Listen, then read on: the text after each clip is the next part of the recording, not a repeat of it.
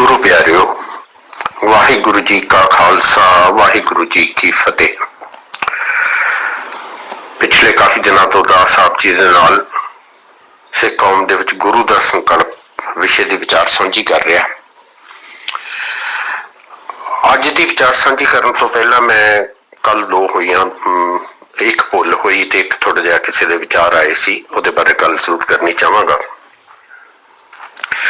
पहला तो मैं जिस वीर ने मेरी भुल वार मेरा ध्यान दिवाया उन्होंने मैं बहुत धन्यवादी हाँ। ये मैनू थोड़ी जी खुशी भी आती है। एक तो यह कि मेरे अपनी कमी मेरे सामने आती है, मैं अपनी शोध कर सकना, अपने आप को करैक्ट कर सकना। इसलिए जो भी किसी वीर का कोई यहो जिहा सुझाव आता है या मैनू याद ध्यान दिवाते हैं कि गलती हुई है, मैनू बड़ी खुशी होती है। और दूसरा मैनू ये तसल्ली भी होती है कि मेरा ये उपराला जिहड़ा अजाई नहीं जा रहा। कुछ वीर ध्यान नाल सुनते ने, समझने की कोशिश करते हैं, तां ही जिहड़ा वो अपने विचार देंदे ने। पहले मैं कल जी भुल हुई उहदे बारे कहा। मैं बेनती की थी कि दो चीज़ों का मनुखी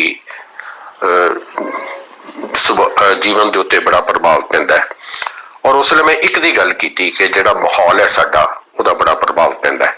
तो मैनू वो वीर ने ध्यान दवाया, तुसीं कहा दो चीज़ां ते गल इक्को दी कीती, बिल्कुल ठीक गल है। वो मेरे कोलों भुल हो गई, या गल्लां बातां च कह लो भी गल करते करते मैं होर पासे तुर गया तो गल विच रह गई। कुछ समय की क्योंकि सीमा होंदी है, उहदे करके भी मैनू थोड़ा जिहा कई बारी परेशानी हो जाती है। खैर मैं धन्नवादी हाँ। दूसरी चीज़ है, जिहो जिहा असीं साहित्य पढ़ते हैं, लिटरेचर पढ़ते हैं, उहदा बड़ा प्रभाव होंदा है।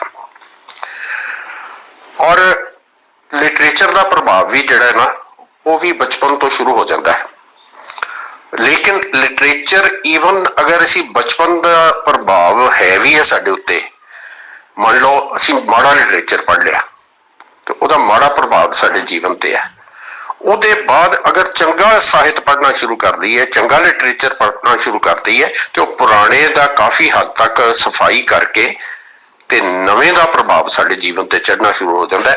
बिल्कुल गुरबाणी का इस तरह ही है, साडा मन विकारी भी होया होवे, जिवें जिवें असीं फिर गुरबाणी पढ़ी जाने आ, वो साडे जीवन दे विच तब्दीली आई जाती है।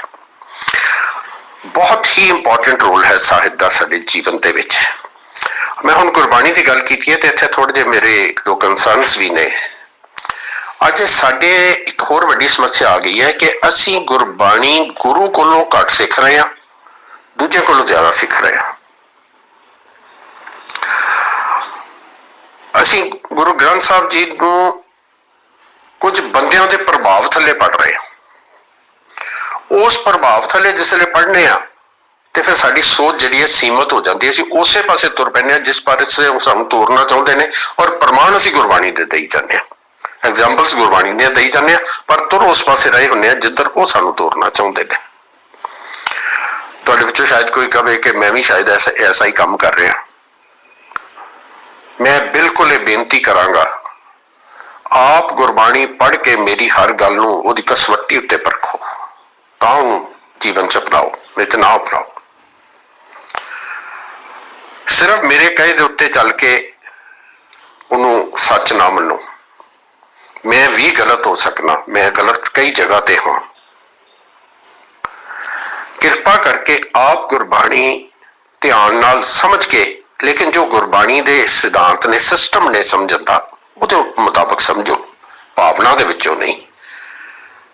एक गल समझ लीए कि जो फोकी भावना चों निकलता है ना, वो अंधविश्वास हुंदा है। जो गुरु दे गुरबाणी दे विचों ज्ञान निकलता है वो विश्वास है। गुरु ते पूर्ण विश्वास रखो कि गुरु सच है। गुरु ग्रंथ साहब की बाणी दे विच कुछ भी गलत नहीं। साडे समझण च किते कमी हो सकती है जे कदे सानूं प्रॉब्लम आ रही है। जिहड़ा दूसरा एक आया सी कि फिर इहदा मतलब है कि जे सारे बाकी जीवां का अकाल पुरख ने सारा प्रबंध किया होया, उन्होंने कुछ बनाया होया ते मनुखों का नहीं किया होया, फिर मनुखों की मदद करने की भी लोड़ नहीं। बड़ा सूक्ष्म सवाल है और बड़ा सूक्ष्म भेद है। असल दे विच जदों आपां ਦਾਨ ਦਾ ਵਿਸ਼ਾ ਕੀਤਾ ਸੀ, ਇਹਨਾਂ ਨੂੰ ਬੜੀ ਡਿਟੇਲ 'ਚ ਮੈਂ ਵਿਚਾਰਿਆ ਸੀ, ਉਹਦੇ ਵੀ ਕਿਹਾ ਸੀ ਵੀ ਬੜਾ ਸੂਖਸ਼ਮ ਭੇਦ ਹੈ, ਸਮਝਣਾ ਪਵੇਗਾ। ਅਕਾਲ ਪੁਰਖ ਨੇ ਸੰਸਾਰ ਦਾ ਸਾਰਾ ਸਿਲਸਿਲਾ ਐਸਾ ਬਣਾਇਆ ਕਿ ਇੱਕ ਮਨੁੱਖ ਦੂਜੇ ਦੇ ਉੱਤੇ ਨਿਰਭਰ ਹੈ। ਕੋਈ ਬੜਾ ਵੱਡਾ ਇੰਡਸਟਰੀ ਲਾ ਕੇ ਬੈਠਾ, ਉਹਨੇ ਅੱਗੇ ਬਹੁਤ ਸਾਰਾ ਸਟਾਫ ਰੱਖਿਆ ਹੋਇਆ, ਲੇਕਿਨ ਜਿਹੜਾ ਇੰਡਸਟਰੀ ਦਾ ਮਾਲਕ ਹੈ ਉਹ ਉਸ ਸਟਾਫ ਦੇ ਉੱਤੇ ਉਪਕਾਰ ਨਹੀਂ ਕਰ ਰਿਹਾ। ਉਹ ਆਪਣੀ ਹੱਕ ਸੱਚ ਦੀ ਕਮਾਈ ਕਰਦਾ ਹੈ ਇੰਪਲਾਈ, ਉਹਦੇ ਬਦਲੇ ਉਹ ਉਹਦਾ ਯੋਗ ਮੁਆਵਜ਼ਾ ਜੋ ਉਹਨਾਂ ਆਪਸ 'ਚ ਨੀਅਤ ਕੀਤਾ ਹੋਇਆ ਉਹ ਉਹਨੂੰ ਦਿੰਦਾ ਹੈ। ਨਾ ਇੰਪਲਾਈ ਅਹਿਸਾਨ ਕਰ ਰਿਹਾ ਤੇ ਨਾ ਉਹ ਅਹਿਸਾਨ ਕਰ ਰਿਹਾ। ਜੀਵਨ ਦੇ ਵਿੱਚ ਅਸੀਂ ਇੱਕ ਦੂਜੇ ਦੇ ਉੱਤੇ ਨਿਰਭਰ ਹਾਂ। ਸਾਰਾ ਸੰਸਾਰ ਦਾ ਸਿਲਸਿਲਾ ਇਸ ਤਰ੍ਹਾਂ ਹੀ ਚੱਲਦਾ ਪਿਆ ਹੈ। ਫਰਕ ਸਿਰਫ ਕੀ ਹੈ ਕਿ ਜਿਸ ਵੇਲੇ ਕੋਈ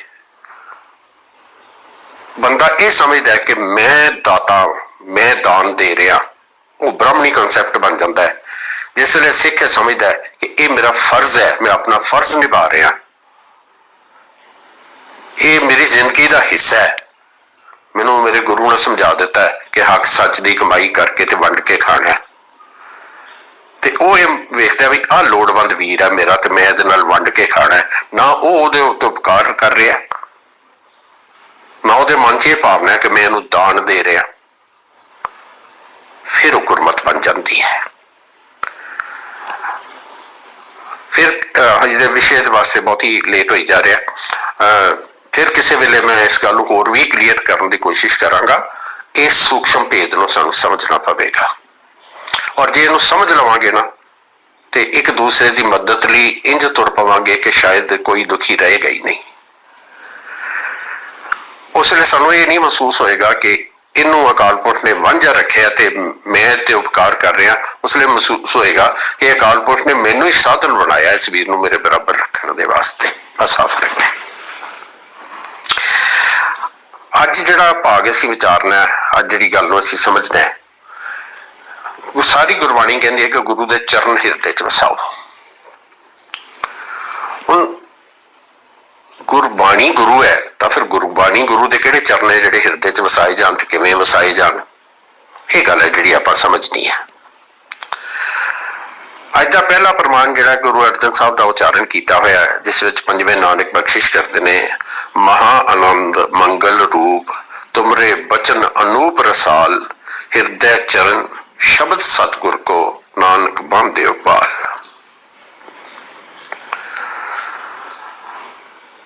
ਮਹਾ ਆਨੰਦ ਮੰਗਲ ਰੂਪ, हे ਅਕਾਲ ਪੁਰਖ ਜੀ, ਤੁਹਾਡਾ ਸਰੂਪ ਆਨੰਦ ਦੇਣ ਵਾਲਾ, ਆਨੰਦ ਸਰੂਪ ਹੈ, ਸੁਖ ਦੇਣ ਵਾਲਾ, ਖੁਸ਼ੀ ਦੇਣ ਵਾਲਾ, ਖੁਸ਼ੀਆਂ ਨਾਲ ਭਰ ਦੇਣ ਵਾਲਾ ਮੰਗਲ ਰੂਪ ਹੈ।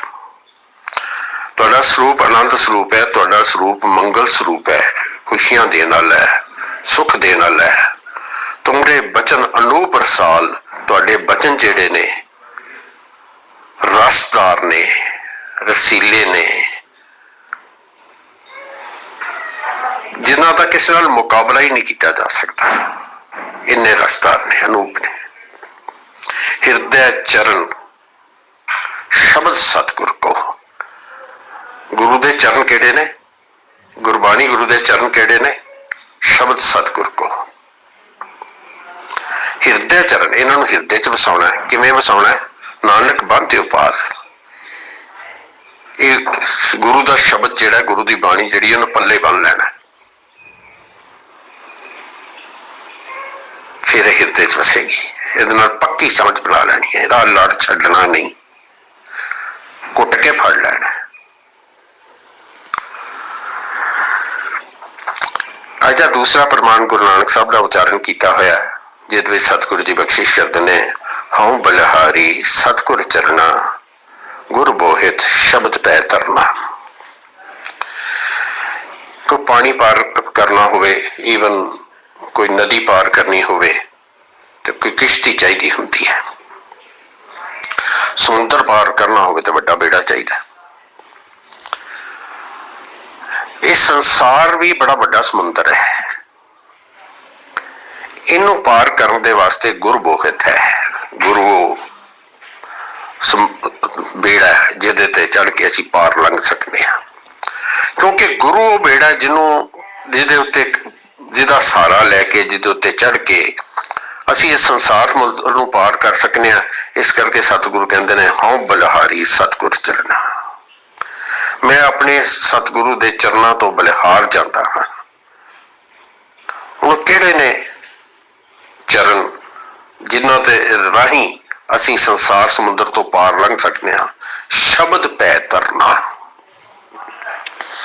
गुरु का शब्द है, गुरु के उच्चारण, जिन्हों का सहारा लैके इस भव सागर तो, इस संसार समुद्र तो, एक बिखरे जीवन के रस्ते तो असीं पार लंघ सकते हैं। बस थोड़ा जिहा ध्यान दईए, सत बाणी आप ही बोलती है, किते भटकन की लोड़ नहीं पैंदी। सतगुरु मेहर करे सानू आप बाणी समझण विचारन का चाह पैदा हो जाए और बाणी नूं कदी एक शब्द नूं या एक पंक्ति नूं आधार बना के ना समझ लेना। मैं कोशिश करता है कि कोई इधर उधर दी ना होवे, जो शब्द दे विच उहदा भाव आउंदा है और समूहिक रूप दे विच गुरबाणी दे विचों जिहड़ा उहदा भाव निकल के आउंदा है उहनूं ही आप जी नाल सांझी करा। लेकिन कई बार की होंदा है कि असीं दो पंक्तियां लैके या कोई एक शब्द लैके उहदा अलग अर्थ कढण की कोशिश करने आ तो बड़ा अनर्थ हो जाता है। गुरबाणी नूं समूहिक रूप दे विच लवांगे, फिर गुरबाणी की समझ भी आएगी, रस भी आएगा, पढ़न ते जी भी करेगा और सच पिछों जीवन रस दे नाल भर जाएगा। गुरु की बाणी बहुत रसदार है, तुमरे बचन अनूप रसाल, जीवन रस नाल भर जाएगा। अज बस इतने बचन पुराण करना, होइयां भुलां वास्ते खिमा बख्श देना जी। वाहिगुरु जी का खालसा, वाहिगुरु जी की फतेह।